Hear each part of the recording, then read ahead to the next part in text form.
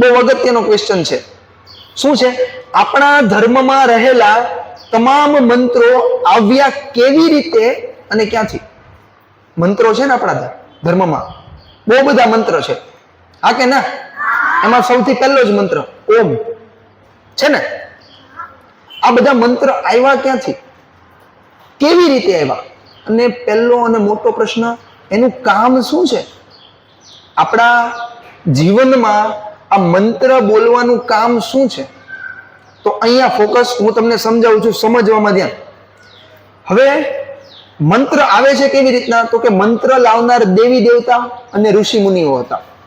પહેલાના સમયમાં જે દેવી દેવતા હતા, એ દેવી દેવતા અને જેટલા પણ ઋષિ મુનિઓ હતા, એ પોતે મંત્ર લાવ્યા. હવે આવ્યા કેવી રીતના અને શું કામ લાવ્યા? તો સમજો, આપણા શરીરની અંદર, પેટની અંદર કયું ચક્ર આવેલું છે? કોઈને ખબર છે? આપણા શરીરમાં પેટની અંદર કયું ચક્ર આવેલું છે? આ વિભાગમાં મણિપુર ચક્ર. કયું ચક્ર છે? મણિપુર ચક્ર. હવે મણિપુર ચક્ર છે ને, એ કોને દર્શાવે ખબર છે? મણિપુર ચક્ર જઠરાગ્નિ. જઠરાગ્નિ એટલે કોઈને ખબર છે? જઠરાગ્નિનો મતલબ આપણા પેટની અંદર મણિપુર ચક્ર આવેલું છે, એ મણિપુર ચક્ર જઠરાગ્નિને દર્શાવે. જઠરાગ્નિ એટલે કે આપણે જ્યારે ખોરાક ખાઈ તો એ ખોરાકનું પાચન કરવા માટે જઠરની અંદર એક પ્રકારનું એસિડ ઉત્પન્ન થાય, બરાબર? HCl. એ જે એસિડ છે ને, એ એસિડ શું કામ કરે? તો કે આપણે જે ખોરાક ખાધો ને, એ ખોરાકને પાચન કરી નાખે, બરાબર? તો એ ઉત્પન્ન ક્યારે થાય?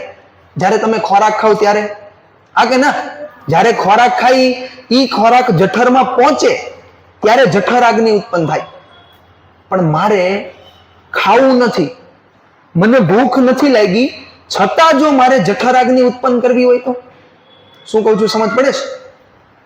જ્યારે ખાવ છો ત્યારે તો ઉત્પન્ન થાય જ છે, પણ મારે ખાવું જ નથી, મને ભૂખ જ નથી લાગી, એવી પરિસ્થિતિની અંદર પણ જો મારે જઠરાગ્નિ ઉત્પન્ન કરવી હોય તો હું શું કરી શકું?